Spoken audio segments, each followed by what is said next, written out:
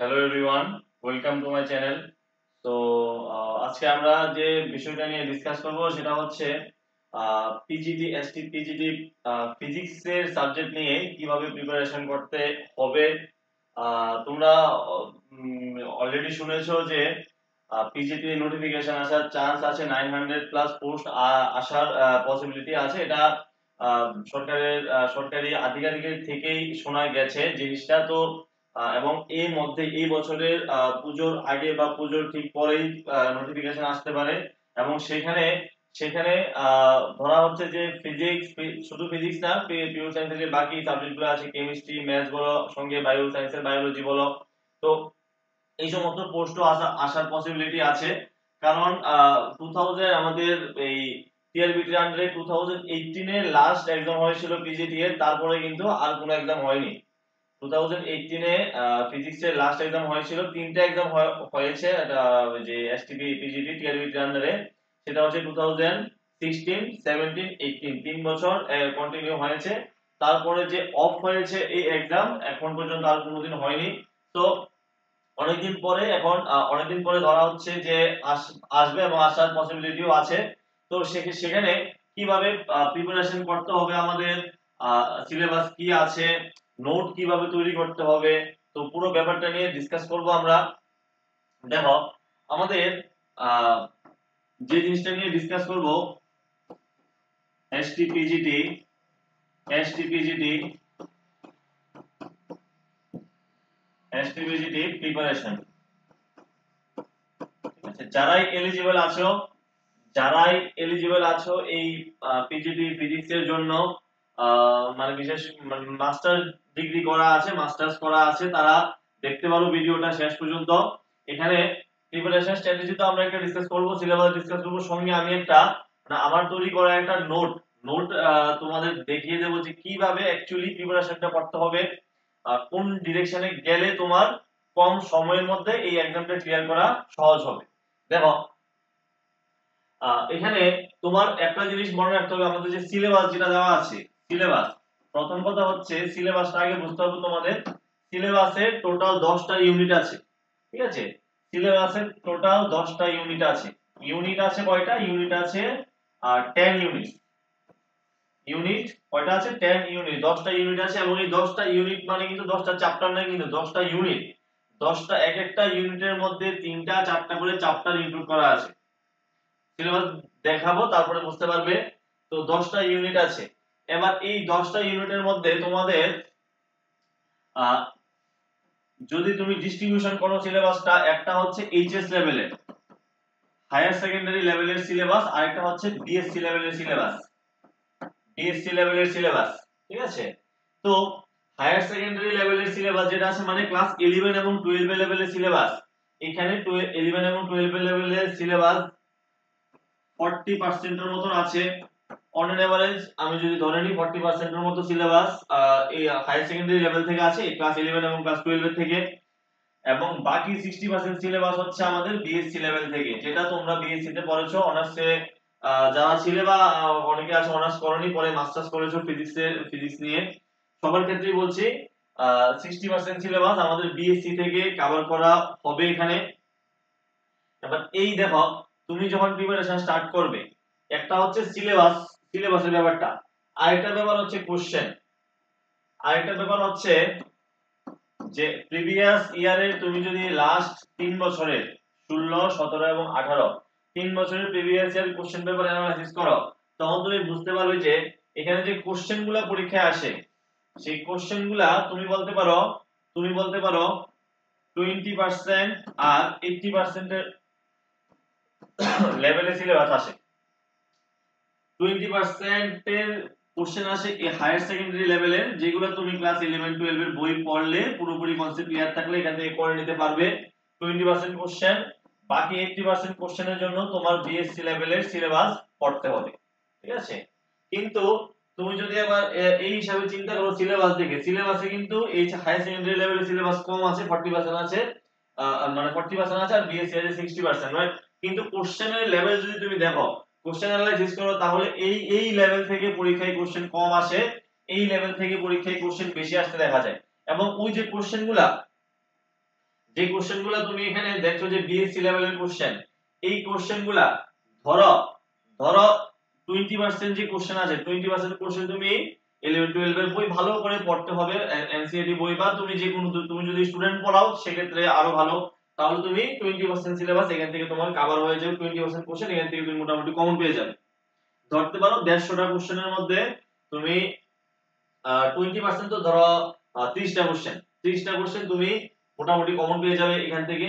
কিন্তু কিন্তু এখানে 80% যে সিলেবাস আছে 80% সিলেবাস 80% কোশ্চেন আনসার করার জন্য বিএসসি লেভেলে পড়তে হবে। এবং এই যে বিএসসি তে 6টা সেমিস্টার, ফার্স্ট সেমিস্টার থেকে শুরু করে 6 সেমিস্টার পর্যন্ত পুরো 6 সেমিস্টারের সিলেবাস ইনক্লুড করা আছে। এখন ব্যাপারটা এরকম না যে তোমাকে পুরো বিএসসি সবটা পড়তে হবে, সবটা নিয়ে আমাদের সিলেবাসে বিএসসি তে যা যা ছিল, যেমন ধরো অনার্সের কথা যদি বলি আমি, বিএসসি যেটা আমি পড়েছি, বিএসসি এর ফার্স্ট সেমিস্টারে 4টা ইউনিট ছিল, বাট এখানে তোমার যে পুরো যে 4টা ইউনিট ফার্স্ট সেমিস্টারে, ওই সবটা ইউনিট তোমাকে এখানে ইনক্লুড করা নেই, কিছু কিছু পার্ট ইনক্লুড করা আছে, আমি ডিসকাস করব ফার্দার। এবার এখানে যে কোশ্চেনগুলো পরীক্ষায় আসে, 150টা কোশ্চেন পরীক্ষায় আসে, 150টা কোশ্চেন পরীক্ষায় আসে, যে কোশ্চেনগুলো পরীক্ষায় আসে সেই কোশ্চেনগুলো হচ্ছে কি কিরকম, দেখো প্রত্যেকটার জন্য 1 মার্ক, প্রত্যেকটার জন্য মার্ক হচ্ছে 1, প্রত্যেকটার জন্য মার্ক হচ্ছে 1। এবার এই যে কোশ্চেনগুলা, এই কোশ্চেনগুলা তুমি যখন তুমি বিএসসি পড়েছো, বিএসসি তে পড়েছিলে কলেজে, তখন যে সমস্ত কোশ্চেন প্রিপারেশন করতে, ওই সমস্ত কোশ্চেন কিন্তু এখানে আসবে না পরীক্ষায়, ঠিক আছে? ব্যাপারটা হচ্ছে যে সমস্ত কোশ্চেন তুমি কলেজে পড়েছিলে, এক্সামের জন্য প্রিপারেশন করেছিলে, ইউনিভার্সিটি এক্সামের জন্য, ওই সমস্ত কোশ্চেন এখানে তুমি পাবে না কমন। এখানে যে থিওরি পোরশনটা আছে, থিওরি পোরশনটা তোমার ওইটাই পড়তে হবে, থিওরি পোরশন যেটা বেসিক ছিল ওইটাই পড়তে হবে, বাট কোশ্চেনের জন্য তোমার একটু আলাদাভাবে প্রিপারেশন করতে হবে, আলাদাভাবে প্র্যাকটিস করতে হবে, যেটা কলেজে নরমালি কলেজের বইগুলা থেকে তুমি পাওয়াটা মুশকিল, বুঝতে পারলে? তো এখানে আরেকটা ব্যাপার হচ্ছে, এখানে অনেকে এরকম ভাবতে পারো যে নেট গেটের লেভেলে যে কোশ্চেন আছে ওইগুলা যদি পড়েনি তাহলেও আমার এখান থেকে হয়ে যাবে। হ্যাঁ, পড়তে পারো, নেট স্ল্যাট গেটের লেভেলে যে সমস্ত কোশ্চেন আসে পরীক্ষায়, ওই সমস্ত কোশ্চেনও তুমি এখানে পড়তে পারো, বাট তুমি যদি ভালোভাবে মিলিয়ে দেখো, ভালোভাবে জিনিসটা মানে করে দেখো, অ্যানালাইজ করে দেখো, তাহলে নেট গেটে যে কোশ্চেন আছে এগুলোর লেভেল একটু অন্যরকম, আর এখানে যে সমস্ত কোশ্চেন আছে এগুলোর লেভেল একটু অন্যরকম, কোশ্চেনগুলোর প্যাটার্ন আলাদা থেকে 2 4টা 5টা 10টা কোশ্চেন মিলতে পারে, কিন্তু তোমার পুরো 100% এখান থেকে মিলবে না, ঠিক আছে? তো ওইটার একটা আলাদা লেভেল, এইটার একটা আলাদা লেভেল, ঠিক আছে? ওইটা যে এক্সামটা নেওয়া হয় নেট গেটের লেভেল, ওইটা হচ্ছে লেকচারের জন্য নেওয়া হয়, রিসার্চ ফেলোশিপের জন্য নেওয়া হয়, এটা আলাদা। আর এখানে যেটা নেওয়া হবে সেটা হচ্ছে 11 12 এর টিচারের জন্য। তো দুইটার কিন্তু আলাদা আলাদা, মানে এবিলিটি যেটা চেক করা হবে, এবিলিটি কিন্তু সেম এবিলিটি চেক করা হবে না, এবিলিটি ডিফারেন্ট এবিলিটি চেক করা হবে, তার জন্য কোশ্চেন পেপারও ডিফারেন্ট হবে। তো এখানে আমি যেটা বলতে চাইছি যে এখানে যে কোশ্চেনগুলো আসবে সেই কোশ্চেনগুলো তোমার একটু আলাদাভাবে প্রিপেয়ার করতে হবে। তারপরে যদি আমি বলি যে কোয়ালিফাইং মার্কস, এখন সিলেবাস বুঝতে পারলাম এবং কোশ্চেনের প্যাটার্ন বুঝতে পারলাম, কোয়ালিফাইং মার্কস কত হওয়া, মানে কত কত টার্গেট নিয়ে তুমি যে পড়াশোনা স্টার্ট করবে, কত টার্গেট নিয়ে পড়াশোনা স্টার্ট করবে। দেখো, আমি যদি আহ, তুমি যদি 2016 17 18 দেখো, তখন কিন্তু ত্রিপুরাতে এরকম ফিজিক্সে বা কেমিস্ট্রিতে বা ম্যাথসে তুমি যদি বলো, তখন মাস্টার ডিগ্রি করার সঙ্গে বিএড করা ক্যান্ডিডেট খুব কম সংখ্যক ছিল। তো তখন ক্যান্ডিডেটের অনুযায়ী তখন পোস্টও বেশি বেশি করে আসতো। তখনের দিনে এগুলা ধরো 75 কোয়ালিফাইং মার্কস থাকে, 50% একটা কোয়ালিফাইং মার্কস থাকে জেনারেলের জন্য। তো 50% মার্কসের উপরে, ধরো 75 এর উপরে গেলে কেউ 76, কেউ 80, কেউ 85, কেউ 90, ওই সমস্ত মার্কেও একদম ওই সমস্ত মার্কে চাকরি পেয়ে গেছে। স্টুডেন্ট কম ছিল, ভ্যাকেন্সি বেশি ছিল। কিন্তু এখন আজকের দিনে 2025 এ দাঁড়িয়ে, 25 এ যা এক্সাম হোক বা 26 এ এক্সাম হোক, তুমি কিন্তু এরকম মার্কস তুমি এক্সপেক্ট করতে পারো না যে 80 বা 90 পেয়ে তুমি জব তোমার সিকিউর হয়ে যাবে। সেক্ষেত্রে তোমার টার্গেট রাখতে হবে, সেক্ষেত্রে তোমার টার্গেট রাখতে হবে মিনিমাম 120 প্লাস মার্কস, ঠিক আছে? আমার মতে আমার মতে 120 মার্কস, 120 প্লাস মার্কস তুমি যদি তুলতে পারো 125 130 135, এই যে মার্কসটা আউট অফ 50, আউট অফ 150, এইটা হবে তোমার জন্য একটা সেফ স্কোর। এটা হবে তোমার জন্য একটা সেফ স্কোর। তারপরে এগুলা মানে স্টার্টিং থেকে বলা যায় না। এখন কোশ্চেন পেপার যদি খুব ইজি করে দেয়, কোশ্চেন পেপার যদি ইজি, তুলনামূলক ইজি করে করে দেয়, তাহলে দেখবে 120ও তখন একটা সেফ স্কোর হবে না, তখন 130 উপরে চলে যেতে পারে। ঠিক আছে, ধরো পোস্ট দিল তোমাকে 5টা বা 10টা, পোস্ট দিল 5টা 6টা 7টা বা 10টা, সেক্ষেত্রে কম্পিটিশন হবে, সেক্ষেত্রে 120ও সেফ স্কোর নাও হতে পারে। আমি মিনিমাম বলছি 120। কোশ্চেন পেপার টাফ হয়েছে, ধরো কোশ্চেন পেপার টাফ হয়েছে, এমন ফিজিক্সের যে কোশ্চেন পেপার হবে সেটা ইন জেনারেলি এত ইজি হবে না, সেটা ইন জেনারেলি কনসেপচুয়াল থাকবে, এবং আগের বছরের যে কোশ্চেনগুলো হয়েছিল 16 17 18, তখনও কোশ্চেন পেপার ইজি ছিল না, বাট এখন আরেকটু লেভেল আপ করে কোশ্চেন করবে। তো আরেকটু লেভেল আপ করে করলে 120 প্লাস মার্কস তোলা, 120 মার্কস তোলাও কিন্তু খারাপ স্কোর হবে না। তুমি 120 টার্গেট দিয়ে তুমি চলতে পারো যে 150তে আমাকে 120 পেতে হবে, তাহলে তোমার এটা একটা সেট স্কোর হবে। এখন তুমি কোন চ্যাপ্টার, যে 10টা ইউনিট আছে, 10টা ইউনিটের মধ্যে প্রত্যেকটা ইউনিট তোমাকে পড়তে হবে, কোন ইউনিট তুমি ডিরেক্ট ছাড়তে পারবে না। যে যেমন সবাই টেট এক্সাম দিয়েছো বা অনেকে আছো এই ভিডিওটা দেখবে যারা স্কুলে অলরেডি জব জব করছো, টেট 1 টেট 2 এরকম জব করছো, পিজিডি দেবে যদি আসে নোটিফিকেশন। তো সেই ক্ষেত্রে আহ, এখানে টেটের যে প্রিপারেশন, এটা থেকে পিজিডির প্রিপারেশন পুরাই আলাদা। ঠিক আছে, একদম কোনো সিমিলারিটি নেই এখানে। এখানে তুমি টেটে তুমি চাইলে কোনো একটা বায়োলজিতে কোনো একটা চ্যাপ্টার তুমি ছেড়ে দিলে, মাইক্রো অর্গানিজম তুমি ছেড়ে দিলে, পলিউশন চ্যাপ্টার ছেড়ে দিলে, একটা চ্যাপ্টার তুমি ছেড়ে দাও, মানে এক মার্কস চলে যাবে। তুমি বাংলাতে একটা টপিক ছেড়ে দিলে, সাহিত্য ছেড়ে দিলে, এখান থেকে 7 8 নাম্বার চলে যাবে। কিন্তু এখানে তুমি একটা ইউনিটও ছাড়তে পারবে না, সবগুলা পড়তে হবে, প্রত্যেকটা টপিক তোমাকে ধরে ধরে পড়তে হবে, কারণ এক একটা ইউনিট থেকে 15 নাম্বার 20 নাম্বার করে প্রশ্ন আসে পরীক্ষায়। এবার আমরা ডিসকাস করব সিলেবাসটা নিয়ে। দেখো সিলেবাসটা নিয়ে যদি আমরা ডিসকাস করি, সিলেবাসের মধ্যে আছে আমাদের এটা 2016 এর সিলেবাস, যখন ফার্স্ট এক্সাম হয়েছিল তখনের সিলেবাস। এখন যদি নোটিফিকেশন আসে সিলেবাস চেঞ্জ হতে পারে, বাট সিলেবাস চেঞ্জ হলো এবং আহামরি কোনো চেঞ্জ হবে না এখানে। চেঞ্জ না হওয়ারই চান্স সবথেকে বেশি। যদিও চেঞ্জ হয় 10% বা 15% সিলেবাস যদি চেঞ্জ হয় সেটা হবে, এর থেকে বেশি সিলেবাস চেঞ্জ হবে না কোনো কিছুই। তো এখানে তুমি যদি দেখো, প্রথম ইউনিট যেটা আছে সেটা হচ্ছে কাইনেমেটিক্স এন্ড মেকানিক্স। তো কাইনেমেটিক্স এন্ড মেকানিক্স এর মধ্যে তুমি যদি হায়ার সেকেন্ডারি লেভেলের সঙ্গে কম্পেয়ার করো, তাহলে motion in a straight line, Newton's laws of motion, work energy and power, বুঝতে পারলে? তো এই সবগুলা টপিক এখানে চলে আসবে হায়ার সেকেন্ডারি লেভেলের কনসেপ্ট ইয়ে করলে। আবার তুমি যখন এগুলা পড়া স্টার্ট করবে, তোমার হায়ার সেকেন্ডারি লেভেলের কনসেপ্টটা ক্লিয়ার করেই 11 12 এর যে কনসেপ্ট আছে, এখানে মেইনলি 11 এর চ্যাপ্টার থেকে এগুলা সব, এটা কনসেপ্ট ক্লিয়ার করে তারপরেই তোমাকে বিএসসি লেভেলটা যেতে হবে। তুমি 11 12 এর কনসেপ্ট তোমার ক্লিয়ার না, তুমি বিএসসি লেভেল নিয়ে এখানে ইয়ে করছো, স্টাডি করছো, এখান থেকে কিন্তু কোনো তোমার লাভ হবে না। তোমাকে আগে হায়ার সেকেন্ডারি লেভেলের কনসেপ্ট মোটামুটি ক্লিয়ার রাখতে হবে। দেখো কি আছে এখানে, frames of reference, motion in a straight line. Frames of reference, motion in a straight line, শুধু motion in a straight line দেওয়া আছে। মোশন ইন এ স্ট্রেট লাইনের মধ্যে যা যা আছে সব করতে হবে।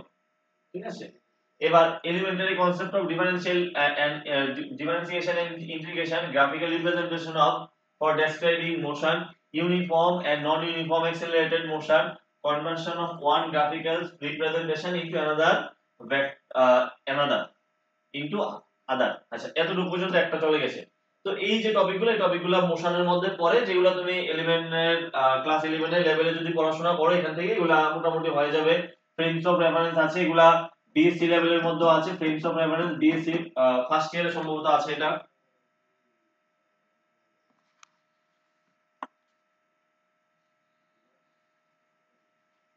ঠিক আছে, তারপরে তুমি যদি দেখো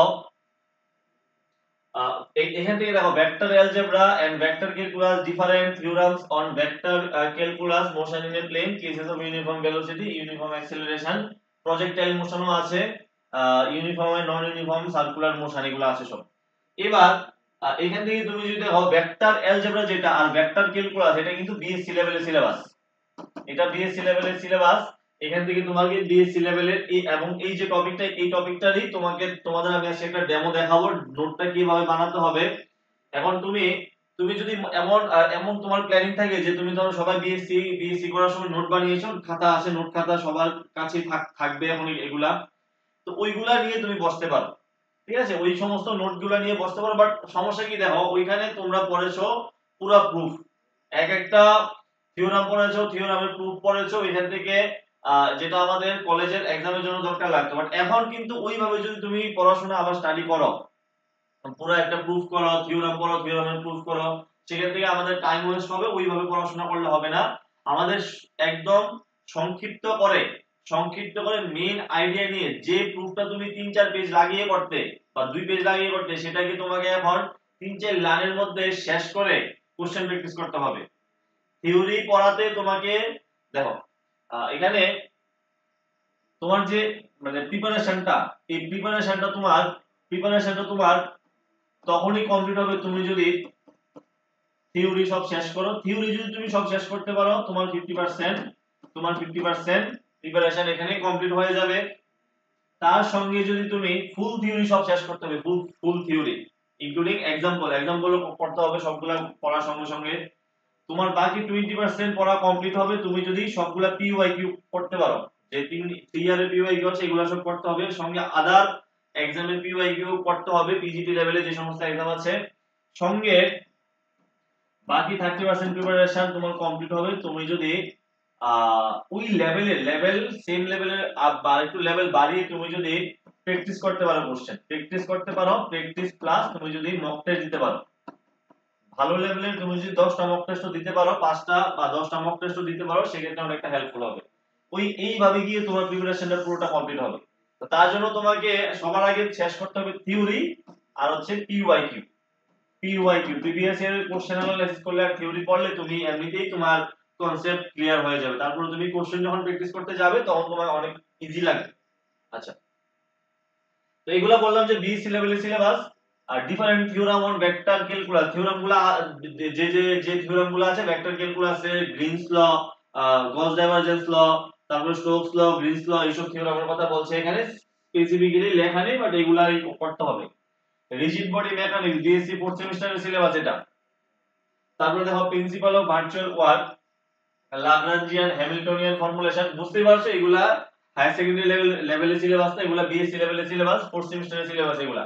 লাগরাঞ্জিয়ান আছে, Hamiltonian formulation and their application in simple cases, rotational motion under constant angular acceleration, kinetic energy of rotating body, role of friction in rolling body, collision of two rolling bodies in rough surface, idea of center of mass is motion, dynamics of rotational motion, velocity and acceleration of particle in polar coordinate পড়তে হবে, central force আছে, central orbit আছে, Coriolis force আছে, আর এটার application যেগুলো আছে আর কি, মানে এটার যে কোরিওলিস ফোর্স দিয়ে যে বিভিন্ন ফেনোমেনা এক্সপ্লেন করা যায়। আচ্ছা, তো এখানে বুঝতে পারলে তুমি যদি খেয়াল করো এই সিলেবাসটা কিন্তু হাই সেকেন্ডারি বিএসসি মিলিয়ে কিন্তু। এবার তোমাকে মোশন, এবার তুমি ভেক্টর ক্যালকুলাস করতে যাবে, ভেক্টর ক্যালকুলাস করতে গেলে তুমি যদি ভেক্টরের বেসিক কনসেপ্ট না জানো, তুমি যদি ক্লাস 11 এর ভেক্টর না জানো, তাহলে ভেক্টর ক্যালকুলাস করে তোমার লাভ হবে না। তুমি যদি a ডট b করতে না জানো, তাহলে ডেল ডট a করে তোমার কোনো লাভ হবে না। বুঝতে পারলে ব্যাপারটা? তাহলে ওইখান থেকে ক্লিয়ার সব কনসেপ্ট থাকতে লাগবে। আচ্ছা, 10টা ইউনিট আছে, প্রত্যেকটা ইউনিট থেকে কিন্তু তুমি যদি গড়ে দেখো 10টা ইউনিট থেকে 15টা করে কোশ্চেন থাকলে 150টা কোশ্চেন, প্রত্যেকটা চ্যাপ্টার থেকে মিনিমাম মানে 15টা করে কোশ্চেন থাকেই থাকে। যেগুলা ছোট এগুলা থেকে ধরো 12-13টা থাকে, যেগুলা বড় এগুলা থেকে 17-18টা 20টা কোশ্চেন আসে। লাস্টের দিকে মডার্ন ফিজিক্সের টপিকগুলো একটু বড় বড়, এখান থেকে কোশ্চেন বেশি আসে। দেখো, জেনারেল প্রপার্টিজ অফ ম্যাটার, 100% এখানে যে সিলেবাসটা দেওয়া আছে 100% বলবো না, পুরো বিএসসি এর সিলেবাস এটা, ঠিক আছে, বিএসসি সিলেবাস। এখান থেকে দেখো relation between acceleration due to gravity, gravitational constant, variation of acceleration due to gravity with various parameters, gravitational potential and intensity of symmetrical bodies, Gauss theorem আছে, areal velocity, Kepler's law of planetary motion, escape velocity, geostationary satellite and parking orbit. অনেকে বলবে যে এগুলো তো এই class 11 এর 11 এর gravitation চ্যাপ্টারও আছে, হ্যাঁ 11 এর গ্র্যাভিটেশন চ্যাপ্টারও আছে। এগুলা বিএসসি লেভেলের মধ্যে তুমি পেয়ে যাবে। এখন তুমি 11 এর কনসেপ্টটা ক্লিয়ার করে তারপর ওই বিএসসি লেভেল থেকে যে যে টপিকগুলো আছে ওই টপিকগুলো পড়তে হবে। এইভাবে পড়াশোনা করতে হবে তোমাকে। আর কোশ্চেন যখন প্র্যাকটিস করবে তখনও তোমাকে ওইটা দুইটা লেভেল ম্যাচ করে করতে হবে। তারপর দেখো ইলাস্টিক মডিউল আছে, মানে ওই যে ওয়াই, তারপরে ইটা, এই সমস্ত যে ইলাস্টিক মডিউলগুলো আছে এগুলা পড়তে হবে, মানে Young's modulus, modulus of rigidity, এই সমস্ত পয়সন রেশিও, এই সমস্ত রিলেশন ইলাস্টিক মডিউলগুলো এন্ড তাদের মধ্যে রিলেশন আছে, এগুলো পরীক্ষায় ডাইরেক্ট কোশ্চেন আসে। Expression for strain energy, torsion of cylinder wire, torsional oscillation, bending moment, bending of uniform beam, clamped one end supported at both sides, base level syllabus.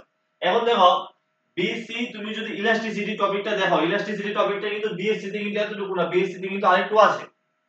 BSc এরকম না যে BSc পুরো syllabus এখানে দেওয়া আছে, BSc লেভেলের যে সিলেবাসটা সেটা বিএসসি লেভেলের যে সিলেবাসটা সেটা কিন্তু মানে আরো বড় সিলেবাস, এখান থেকে মানে একটু করে এনে এখানে ইনক্লুড করা হয়েছে, ঠিক আছে।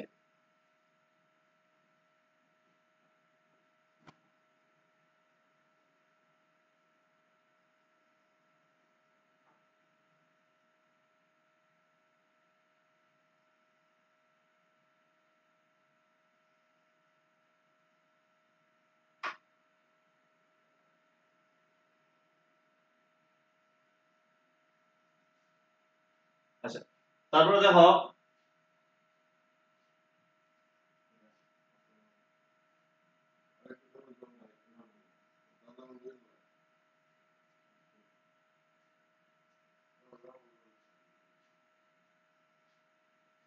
দেখো সারফেস টেনশন আছে।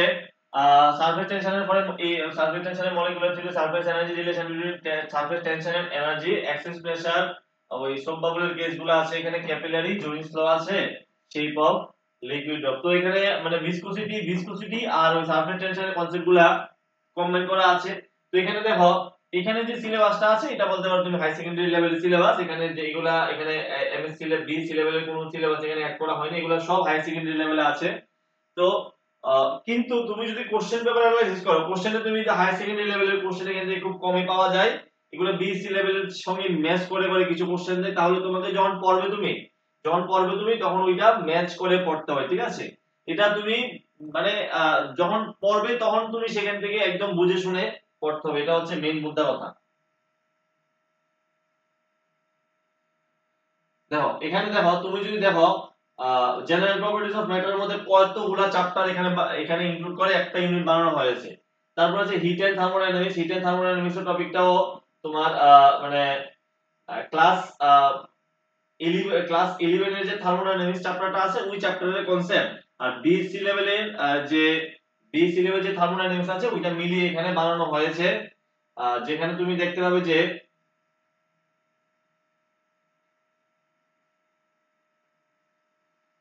এই যে টপিকগুলো আছে, porous plug experiment, joule Thomson experiment, inversion temperature, তারপরে বিভিন্ন যে organic thermodynamic, different thermodynamic relationship, তারপরে থার্মোডাইনামিক পটেনশিয়াল যেগুলো আছে ওইগুলো থেকে কিন্তু পরীক্ষায় কোশ্চেন আসে। এখানে অনেক টপিক আছে যেগুলো এখানে মেনশন করা নেই, বাট কোশ্চেন পেপার প্রিভিয়াস ইয়ারে কোশ্চেন দেখলে বুঝতে পারবে যে কোশ্চেন অ্যাকচুয়ালি ওইগুলো থেকেই আসে। থার্মোডাইনামিক পটেনশিয়ালের একটা টপিক আছে যেটা থেকে প্রচুর পরিমাণে কোশ্চেন আসে পরীক্ষায়। তারপরে দেখো সাউন্ড, সাউন্ড না শুধু সাউন্ড এন্ড ওয়েভের মধ্যে যা যা টপিক আছে এখানে সবটা ইনক্লুড করে। এখান থেকে পরীক্ষায় 10টা 12টার মতো কোশ্চেন আছে, এখান থেকে একটু ছোট সিলেবাস, একটু কম আসে পরীক্ষায় কোশ্চেন। অপটিক্স, এই যে অপটিক্স যেটা আছে, এবার দেখো অন্যান্য টপিকগুলো কিন্তু হাই সেকেন্ডারি বিএসসি মিলিয়ে আছে, এখানে সাউন্ড বলো বা থার্মোডাইনামিক্স বলো, হিট থার্মোডাইনামিক্স বলো, কিন্তু অপটিক্স এর সিলেবাসটা একদম তুমি বলতে পারো 100% বিএসসি লেভেলের সিলেবাস, 100%, ঠিক আছে। এখানে কোনো কিছুই ক্লাস 12 অপটিক্স আছে ক্লাস 12 এ হাই সেকেন্ডারিতে, কিন্তু কোনো টপিকই ওইখানে নেই, মানে কোনো টপিকই ক্লাস 12 এর থেকে নেওয়া হয়নি, যা যা আছে সবকিছু নেওয়া হয়েছে তোমার কোথা থেকে, বিএসসি লেভেল থেকে, এখানে পুরোটা বিএসসি লেভেলে পড়তে হবে। আবার বিএসসি তে অনেক টপিক আছে যেগুলো এখানে নেই, বিএসসি তে অনেক টপিক আছে যেখানে যেটা এখানে নেই, যেমন নিউটনস রিং বলে একটা টপিক হয় যেটা এখানে মেনশন করা নেই, এটা থেকে কোশ্চেন আজ পর্যন্ত আসেনি। তারপরে দেখো কি আছে, ইলেকট্রোস্ট্যাটিক্স। ইলেকট্রোস্ট্যাটিক্স ক্লাস 12 এর একদম ফার্স্ট চ্যাপ্টারের নাম হচ্ছে ইলেকট্রোস্ট্যাটিক্স। আর ফার্স্ট চ্যাপ্টার না, ফার্স্ট চ্যাপ্টার এবং সেকেন্ড চ্যাপ্টার দুইটা চ্যাপ্টার মিলিয়ে electrostatics, electric fields and charge, তারপরে সেকেন্ড চ্যাপ্টার হচ্ছে পটেনশিয়াল এন্ড ক্যাপাসিট্যান্স। এই সবটা মিলিয়ে এখানে ইউনিট নাম্বার 6 হয়েছে। তো এটা আবার বিএসসি সেকেন্ড সেমিস্টারে তোমরা পেয়ে যাবে, বিএসসি সেকেন্ড সেমিস্টারে এই টপিকগুলো আছে। আর ওইখানে অনেক আরো বড় সিলেবাসটা, বিএসসি লেভেলের সিলেবাস যেটা, এটা অনেকটা বড়, এখানে সবটা নেই। তো যেটা আমাদের আছে ওইটা মিলিয়ে মিলিয়ে পড়তে হবে এখানে। কারেন্ট ইলেকট্রিসিটি ক্লাস 12 এর থার্ড নাম্বার চ্যাপ্টার, আমাদের বিএসসি থার্ড সেমিস্টারে আছে। তো এখান থেকে কারেন্ট ইলেকট্রিসিটি যে টপিকটা, এটাও মানে তুমি বলতে পারো যে 50% আছে তোমার বিএসসি লেভেলে, 50% আছে তোমার হাই সেকেন্ডারি লেভেলে। যেমন এখানে দেখো drift velocity, mobility, their relationship with current, Ohm's law in vector form, combination of cell series and parallel with different EMF, internal resistance of cell, potential divider, Kirchhoff law, simple applications, Wheatstone bridge, এগুলা সব higher secondary class 12 এর সিলেবাসে আছে। Carey Foster bridge and correction of meter bridge, working principle of potentiometer and its application, network theorem যেগুলো আছে, network theorem অনেকগুলা দুইটা আছে, এগুলা পড়তে হবে, তিনটা আছে। Thermo electricity, different types of galvanometer and application. এই লাস্টের এই টপিকগুলো হচ্ছে তোমার বিএসসি লেভেলের সিলেবাস থেকে দেওয়া হয়েছে। ম্যাগনেটিক এফেক্ট অফ কারেন্ট, ম্যাগনেটিজমের টপিকটাও তোমার এইটা একটু বড় টপিক। এখান থেকে ম্যাগনেটিজমের পার্ট আছে, ইন্ডাকশনের পার্ট আছে, তারপরে এসির পার্ট আছে, সবগুলা মিলিয়ে এটা বানানো হয়েছে। তো প্রথম পার্টে আছে নরমাল ম্যাগনেটিজমের, যেটা বায়ো-সাভার্ট ল বা এম্পিয়ার সার্কিটাল ল, এগুলো সব আছে। এগুলা পুরোটাই হাই সেকেন্ডারি লেভেলের সিলেবাস। ম্যাগনেটিজমের যেটা আছে, ম্যাগনেটিজমের পার্ট যেটা আছে, magnetic dipole and its moment, magnetic potential and intensity at any point due to a short bar banded, magnetic shell, magnetic element of earth, effects on magnet on effects of magnet on magnet। আচ্ছা যাই হোক, এখানে মিলিয়ে দেওয়া নেই। গস tangent এ tangent B position, মানে আর্থ magnetism, পৃথিবীর চুম্বকত্ব বলে একটা টপিক আছে, যেটা যেটা আগে ছিল হাই সেকেন্ডারি সিলেবাসে, এখন এই এই টপিকটা বাদ দেওয়া হয়েছে, বাট আমাদের পড়তে হবে কারণ এটা পুরান সিলেবাস।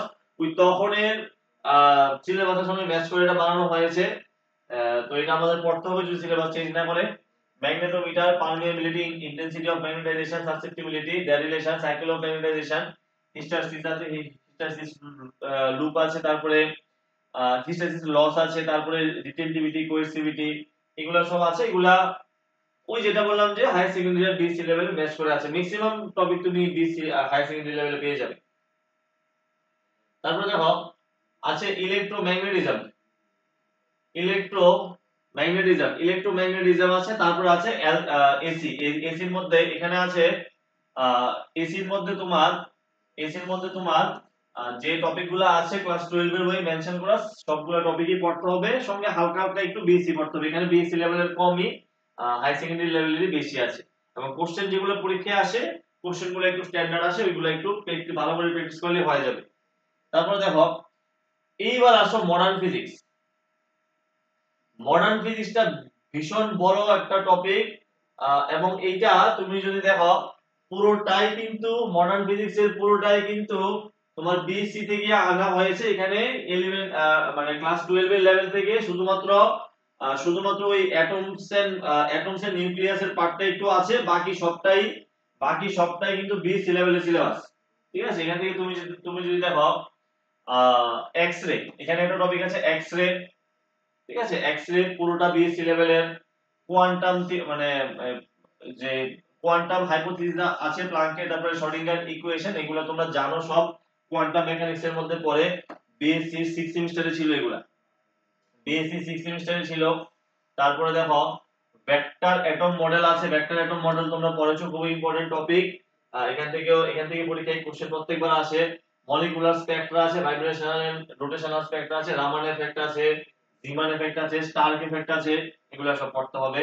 তারপরে আছে তোমার দেখো কতগুলো টপিক মিলে এই মডার্ন ফিজিক্স বানানো হয়েছে। মডার্ন ফিজিক্স থেকে 20টা কোশ্চেন আছে, 20টা। এবং মডার্ন ফিজিক্সে তোমার সবথেকে বেশি খাটতে হবে, মডার্ন ফিজিক্সে সবথেকে বেশি পরিশ্রম করতে হবে। তারপরে দেখো crystal structure, direct and reciprocal lattice vibration. এখানে দেখো মডার্ন ফিজিক্সে দেওয়া আছে, বাট এটা হচ্ছে তোমার সলিড স্টেট, এটা হচ্ছে তোমার সলিড স্টেট ফিজিক্সের একটা টপিক আছে, ওই টপিকের অন্তর্গত সবটা এটা সলিড স্টেট ফিজিক্স। এটা পুরোটা একটা মানে বিএসসি লেভেলের পুরোটা একটা আলাদা ইউনিট। স্ট্যাটিস্টিক্যাল মেকানিক্স আছে, স্ট্যাটিস্টিক্যাল মেকানিক্স একটা আলাদা ইউনিট বিএসসি লেভেলের, ওইখান থেকে এটা তোলা হয়েছে। তারপর আছে nuclear physics, nuclear and molecular physics, এই পার্টটা সবটা আছে। লেজার আছে, লেজার যদি অপটিক্সের পার্ট, লেজার আছে এখানে, লেজারও পড়তে হবে। আর লাস্টে গিয়ে আছে তোমার কি গ্যালিলিয়ান ট্রান্সফরমেশন, মানে ওই যে আইনস্টাইনের special theory of relativity, special theory of relativity এটার পার্ট এটা। But special theory of relativity আইনস্টাইনের বিশাল বড় টপিক, সবগুলা পড়তে হবে না, জাস্ট যে টপিকগুলো মেনশন করা আছে ওই টপিকগুলো পড়লেই হবে, কোশ্চেন এগুলো থেকে আসে। বুঝতে পারলে ব্যাপারটা? তো এই জিনিসটা তোমাদের বুঝতে হবে। লাস্ট টপিক হচ্ছে ইলেকট্রনিক্স, লাস্ট টপিক হচ্ছে ইলেকট্রনিক্স। ইলেকট্রনিক্স এটাও BSc 5th and 6th semester থেকে কম্বাইন করে বানানো হয়েছে। PN junction diode, diode and half and full wave rectifier, bridge rectifier আছে, জেনার ডায়োড আছে, তারপরে ভোল্টেজ স্টেবিলাইজেশন আছে, photo diode, light emitting diode, solar cell, এগুলো আছে। ঠিক আছে, তারপরে বিজেটি আছে, বাইপোলার জাংশন ট্রানজিস্টর, বিএসসি লেভেলের সিলেবাস, হাই সেকেন্ডারি বইয়ে নেই। বাইনারি সিস্টেম, বাইনারি সিস্টেমের মধ্যে এখানে গেট, লজিক গেট পড়তে হবে, লজিক গেট থেকে পরীক্ষায় কোশ্চেন আছে, বাইনারি সিস্টেম পড়তে হবে। বাইনারি সিস্টেম আর ডেসিমাল সিস্টেমের মধ্যে conversion, Boolean algebra, sequential circuit, logic gate পড়তে হবে। সিকোয়েন্সিয়াল এন্ড কম্বিনেশনাল সার্কিটের মধ্যে হাফ এডার, ফুল এডার, এগুলা সব যা যা আছে পড়তে হবে বিএসসি লেভেলে। Different types of modulation, demodulation in analog and digital communication, role of ionosphere in signal transmission। তাহলে কি বুঝতে পারলে ব্যাপারটা, যেটা আমি একদম স্টার্টিং এ বলছিলাম যে হাই সেকেন্ডারি লেভেলের সিলেবাস 40%, বিএসসি লেভেলের সিলেবাস 60%। এখন তোমার পড়াশোনাটা এইভাবে করতে হবে, পড়াশোনাটা এইভাবে করতে হবে যে পুরোটা তুমি হাই সেকেন্ডারির উপরে ফোকাস করলে হবে না, পুরোটা তোমার বিএসসি তে ফোকাস করলে হবে না। পুরো যদি বিএসসি লেভেলে ফোকাস করো, তোমার বেসিক যদি ঠিকঠাক না থাকে পুরো গন্ডগোল হয়ে যাবে। পুরো হাই সেকেন্ডারি লেভেলে ফোকাস করলে কোশ্চেন তুমি এক্সামে এক্সপেকটেশন অনুযায়ী কোশ্চেন কমন পাবে না। তো জিনিসটা মেইনটেইন তোমাকেই মেইনটেইন করতে হবে, ঠিক আছে? জিনিসটা তোমাকেই মেইনটেইন করতে হবে। আমি জাস্ট ব্যাপারটা বলে দিলাম কিভাবে কি করতে হবে। আমি একটা নোট দেখাচ্ছি তোমাদের, যেটা আমি তৈরি করেছি হ্যান্ড রিটেন। অ্যাকচুয়ালি আমি আরো প্রায় 1-1.5 বছর আগে থেকেই এগুলা নিয়ে প্রিপারেশন। আমি দেখো, তুমি যদি এরকম যদি কেউ প্ল্যানিং থাকে যে যে নোটিফিকেশন দেবে তারপরে প্রিপারেশন স্টার্ট করব, প্রিপারেশন স্টার্ট করে নোট তৈরি করব, আমি এক্সাম ক্র্যাক করে নেব, সেটা নেক্সট উইক পসিবল হবে কেউর জন্য। কারোর যদি আগে থেকে অনেক নলেজ আগে থেকে জানা আছে, নোট তৈরি করা আছে, তার জন্য এটা সুবিধাজনক হবে। কিন্তু নোটিফিকেশন দেওয়ার পরে ঠিক 2 থেকে 3 মাস সময় দেবে, 2 থেকে 2.5 মাস বা 3 মাস সময় দেবে ম্যাক্সিমাম। ওই সময়ের মধ্যে তোমার কিন্তু এত সব জিনিস প্রিপারেশন করে, এক একটা ইউনিট তুমি দেখলে এক একটা ইউনিট পড়তেই তোমার 1 মাস সময় লাগবে। বুঝতে পারলে তো? তো আগে থেকে প্রিপারেশন যদি স্টার্ট না করো, তুমি নোটিফিকেশন যদি 2025-এ আসে তাহলে তোমার কোনো লাভ হবে না, আগে থেকে প্রিপারেশন করতে হবে। এবার তুমি যদি এখন থেকে প্রিপারেশন করো, নেক্সট 6 মাস বা 7 মাসে যখন নোটিফিকেশন দেবে, ধরো 3-4 মাস পরে নোটিফিকেশন দিল, তুমি একটা খুব স্ট্রং জোনে থাকবে, স্ট্রং পজিশনে থাকবে, যেটা আদার স্টুডেন্টরা ওই পজিশনে আসতে অনেকটা সময় লাগবে। ঠিক আছে, যাই হোক, তো আমি লাস্ট 1.5 বছর ধরে মানে এগুলা এগুলা করছিলাম রেডি, কারণ আমি দেখো আমি নিজেও এক্সাম দেব, তো রেডি করছিলাম এগুলা। তো আমার মোটামুটি 60% এর মতো syllabus complete, note making complete হয়ে গেছে। তো এর মধ্যে একটা তোমাদের আমি জাস্ট ডেমো দেখাচ্ছি, একটা টপিক যে কিভাবে কি করতে হবে। একটা এখানে এরকম না যে আমি তোমাকে পুরো টপিকটা এখন বোঝাবো, জাস্ট একটু দেখানোর জন্য। টপিকটার নাম হচ্ছে ভেক্টর অ্যালজেব্রা। ফার্স্ট ইউনিটের মধ্যে ছিল এই ভেক্টর অ্যালজেব্রা বা ভেক্টর ক্যালকুলাস। এটা হচ্ছে একটা বেসিক টপিক, যেটা মানে ম্যাথমেটিক্সের পার্ট, ম্যাথমেটিক্যাল ফিজিক্সের পার্ট, যেটা তোমার অন্যান্য চ্যাপ্টারের মধ্যে কাজে লাগে। তো তার জন্য এই টপিকটা আমি তোমাদের দেখাচ্ছি। এই টপিকটা তোমার এমনিতেও তোমার সবার আগে পড়তে হবে। তো দেখো, এখানে এই যে টপিকটা আছে, টপিকের মধ্যে কি কি এই পার্টের মধ্যে কি কি পড়তে হবে, সিলেবাসে কিন্তু বেশি মেনশন করা নেই, সিলেবাসে শুধু ভেক্টর অ্যালজেব্রা মেনশন করা আছে। তোমার পড়তে হবে লাইন ইন্টিগ্রাল, তোমার পড়তে হবে line integral, surface integral, volume integral. তোমার পড়তে হবে gradient, divergence, curl, Stokes theorem, Gauss divergence theorem, Green's theorem. এগুলো হচ্ছে মেইন হাইলাইট টপিক যা আমাদের পড়তে হবে। কিভাবে পড়তে হবে আবার দেখাচ্ছি। দেখো, আমি জানি অনেকে যারা ট্যাট এক্সাম দিয়েছো লাস্ট 4-5 মাস ধরে, লাস্ট 5 মান্থ ধরে তো ট্যাটের জন্য প্রিপারেশন হচ্ছে, আর কোনো কিছু করা হয়নি, আমারও করা হয়নি। লাস্ট 5 মান্থ বা 6 মান্থ ধরে এগুলা নিয়ে আর কোনো কিছু করা হয়নি। তো এখন কিন্তু পারফেক্ট একটা সময় আছে। যদি নেক্সট ট্যাট এক্সামে যারা ট্যাট এক্সামে কোয়ালিফাই করেছো ভেরি গুড, তারা তো 100% এটার মধ্যেই ফোকাস করো। যাদের এক্সাম ক্লিয়ার হয়নি, এক্সাম ক্লিয়ার ট্যাট ক্লিয়ার হয়নি, তারা এটার জন্য প্রিপারেশন করতে পারো, সঙ্গে ট্যাটের জন্য প্রিপারেশন করো। কারণ ট্যাট আসতে কিন্তু সময় লাগবে।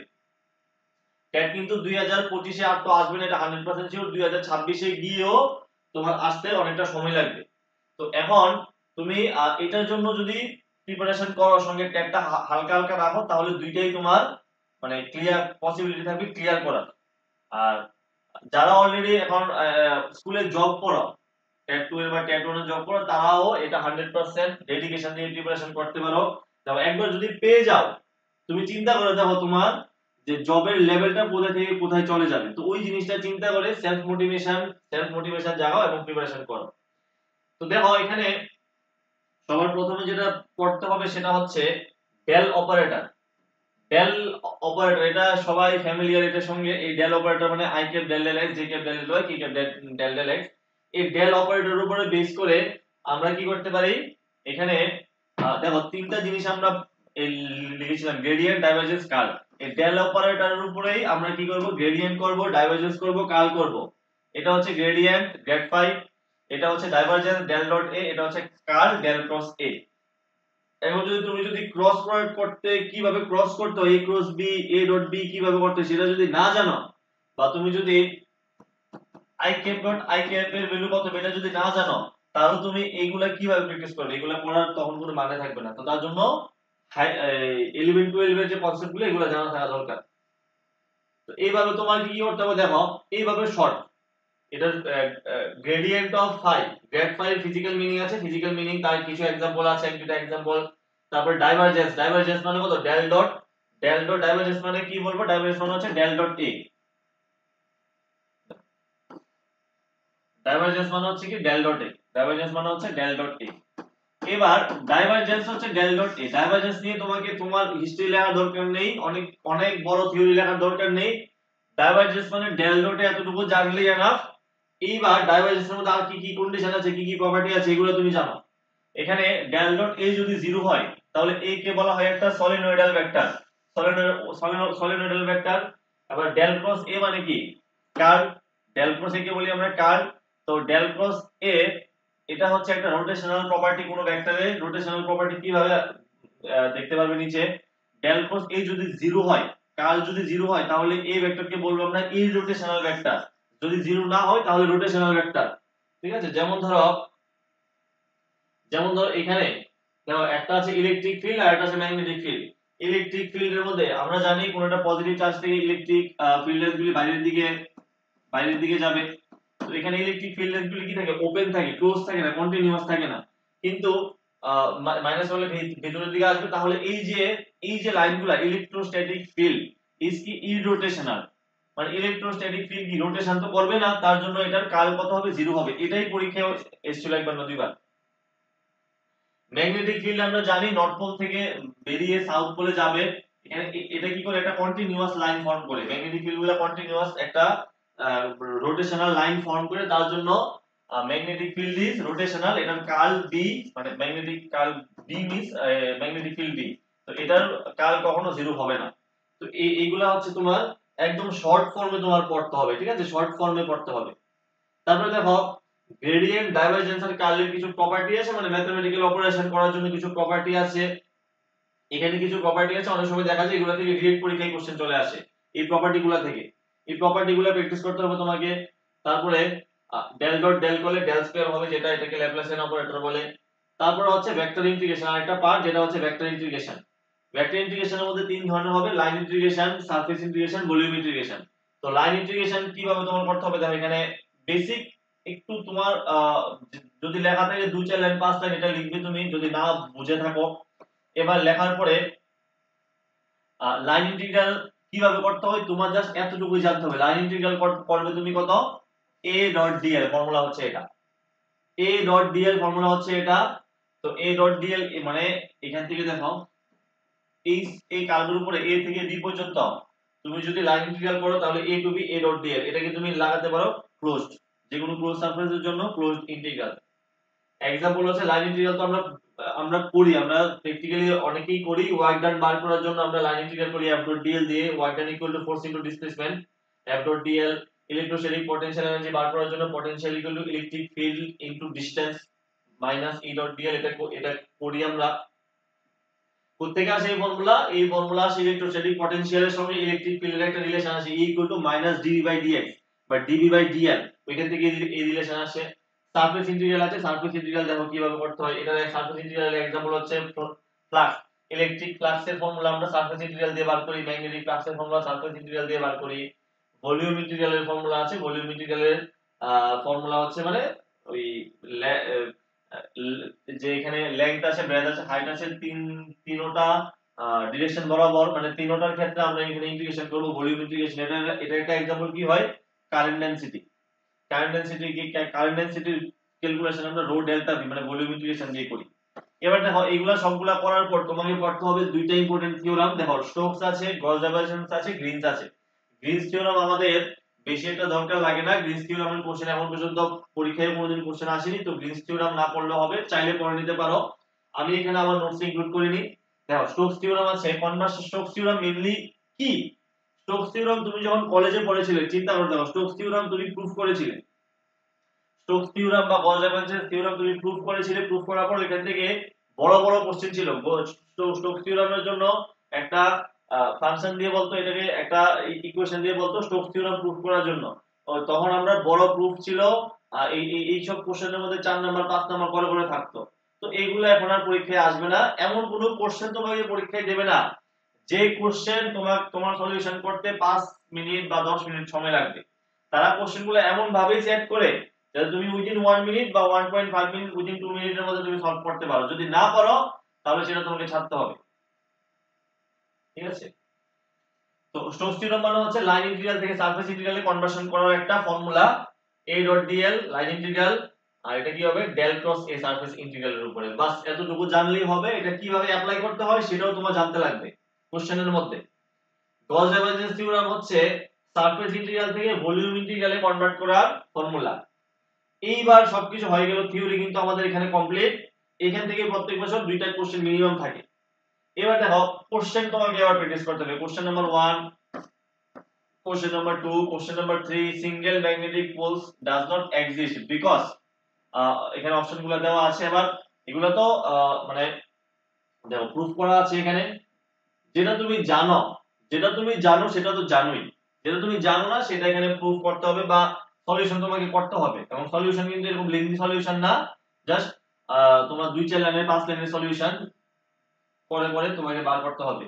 গস ল অফ ইলেকট্রোস্ট্যাটিক খুবই ইম্পর্টেন্ট কোশ্চেন এগুলা, খুবই ইম্পর্টেন্ট কোশ্চেন এগুলা। গস ল অফ ইলেকট্রোস্ট্যাটিক, তারপরে এখানে যেটা ছিল মনোপল ডাজ নট এক্সিস্টের যে ইকুয়েশনটা সেটা কি হবে del dot D equal to 0 মানে ডাইভারজেন্স 0 হবে। তারপরে Gauss law electrostatics del dot D equal to rho কিভাবে আসে, এখান থেকে দেখো বেসিক গস ল থেকে এই ল কিভাবে আসে এগুলো পড়তে হবে। এইগুলো তোমাকে একটু একটু করতে হবে, ঠিক আছে? এরকম না যে পুরোপুরি ছেড়ে দিলে হবে, আমার কোনো কিছুই প্রুফ করার দরকার নেই, জাস্ট আমি শুধু ফর্মুলা মুখস্থ করে করে যাবো এরকম না, কনসেপ্ট বুঝতে হবে। আর যেখানে দরকার সেখানে 2-4 লাইনের 5 লাইনের প্রুফ তো করতে হবে অবশ্যই, ঠিক আছে? এগুলাকে ম্যাক্সওয়েল ইকুয়েশন বলে। পটেনশিয়াল গ্রেডিয়েন্ট, স্কেলার কোয়ান্টিটি না ভেক্টর কোয়ান্টিটি কি, এগুলা কোশ্চেন। তারপরে দেখো এগুলা হচ্ছে সব নরমাল কোশ্চেন প্র্যাকটিস, এগুলো হচ্ছে প্র্যাকটিস কোশ্চেন, প্র্যাকটিস করার জন্য। এগুলা তুমি বিভিন্ন বই থেকে করতে পারো, বিভিন্ন অন্যান্য পিজিটি এক্সামে পিওআইকিউ থেকে করতে পারো। বাট তোমাদের আমি বলে দিই এগুলা এমন এক্সপেরিমেন্ট করতে কেউ যেও না যে আমি একদম নেট গেটের লেভেলের কোশ্চেন এসে এখানে এনে প্র্যাকটিস করব, সেটা কিন্তু লাভদায়ক হবে না তোমার জন্য। নেট গেটের লেভেলের কোশ্চেন কিন্তু এখানে আসে না পরীক্ষায়। তারপরে দেখো তোমাদের আমি একটু, হ্যাঁ এবার দেখো পিওআইকিউ, এগুলো তো প্র্যাকটিস কোশ্চেন গেল। পিওআইকিউ 2016 তে ছিল এটা। the constant a so that এত এত এত is solenoidal আমরা solenoidal ভেক্টরের প্রপার্টি পড়েছিলাম del dot a equal to 0 হবে del dot a ভেক্টর দেওয়া আছে a ভেক্টরের সঙ্গে তুমি ডট করার পরে ইজিলি তুমি এর ভ্যালু বার করতে পারবে দেখো এক লাইনের মানে দুই তিন লাইনের সলিউশন এখানে উইদিন 1 মিনিট করা যায় এগুলা if r is a position vector then curl r position vector হলে curl r কত হবে এটা তো বেসিক্যালি এমনিতে জানা জানা থাকে স্টুডেন্টের যে 0 হবে বাট তারপরে তুমি যদি প্রুফ করতে চাও প্রুফ আছে এখানে সিম্পল জিনিস 2016 তে দেখো কয়টা কোশ্চেন এসেছে একটা দুইটা তিনটা কোশ্চেন 2016 তে তিনটা কোশ্চেন এসেছে the condition that the vector a should be the curl of vector of a vector function is আচ্ছা এখানে তো এখানে তুমি যদি বেসিক একটা প্রুফ মানে একদম বেসিক কিছু একটা ধরে করো তাহলে তুমি প্রুফ এটার ভ্যালু পেয়ে যাবে del dot equal to 0 হবে এখানে 2018 এই কোশ্চেনটা এসেছিল 2019 এই কোশ্চেনটা এসেছিল দেখো সিম্পল আমি যে প্রুফ প্রুফ করেছি এখানে কিন্তু এরকম না যে খুব লেন্থি প্রুফ দেখো দুই তিন লাইনের প্রুফ কিন্তু এই কোশ্চেনের প্রুফ এখানে 1 2 3টা স্টেপে শেষ তারপরে 2018 তে কোশ্চেনটা এসেছিল ইলেকট্রোস্ট্যাটিক ফিল্ড ইজ অলওয়েজ কি ইরোটেশনাল একটু আগে যেটা আমরা পড়েছিলাম প্রপার্টিজের মধ্যে এই কোশ্চেনটা এসেছিল 2018 তে এগুলা অ্যাকচুয়ালি ইলেকট্রোস্ট্যাটিক্স আর ম্যাগনেটিক ফিল্ড ওই টপিকটা থেকে মিলিয়ে আর এখানে এই ভেক্টর অ্যালজেব্রা থেকে মিলিয়ে বানানো হয়েছে সঙ্গে আরো কিছু প্র্যাকটিস কোশ্চেন এগুলা তো আমি যেটা বলতে চাইছি যে তোমার যে প্রিপারেশন করার টেকনিকটা এটা এভাবেই করতে হবে তোমাকে অন্যান্য চ্যাপ্টার যেগুলা পড়বে প্রত্যেকটা চ্যাপ্টারই তোমাকে কোনো কিছু লেংদি প্রুফ করার দরকার নেই যতটুকু কনসেপ্ট তুমি বোঝা দরকার ততটুকু খাতায় লিখলে লিখবে সঙ্গে এখান থেকে তুমি যে যে ফর্মুলাগুলো আছে ফর্মুলাগুলো নোট ডাউন করবে তারপরে কোশ্চেন প্র্যাকটিস করবে পিওয়াইকিউ যা আছে সব পিওয়াইকিউ রেডি করবে পিওয়াইকিউ করার পরে এক্সট্রা কোশ্চেনও আরো প্র্যাকটিস করতে হবে এইভাবে যদি করতে পারো আমি মনে করি এক্সাম ক্লিয়ার করা দেখো এক্সাম ক্লিয়ার করা অতটা সহজ না এটা কারণ কম্পিটিশন তোমার অনেকটা হাই থাকবে কম্পিটিশন এখানে কারণ মানে এই এক্সামে বসবে এরকম অনেক ভালো ভালো লেভেলের স্টুডেন্ট থাকবে অনেকে বিভিন্ন জায়গায় জব করে ইয়ে করে তো এরকম ভালো ভালো লেভেলের কম্পিটিটর থাকবে তোমার সামনে তারপরে তুমি যদি ডিসিপ্লিন হয়ে পড়াশোনা করো এক্সামটা ক্লিয়ার করা যেতে পারে ঠিক আছে চলো এতটুকুই তাহলে আশা করি এটা হেল্পফুল হয়েছে যদি হেল্পফুল হয়ে থাকে অবশ্যই তোমাদের কোনো হেল্প থাকলে আমার সঙ্গে কন্ট্যাক্ট করতে পারো কোনো অসুবিধা নেই বা কমেন্ট করতে পারো ঠিক আছে সবাইকে থ্যাংক ইউ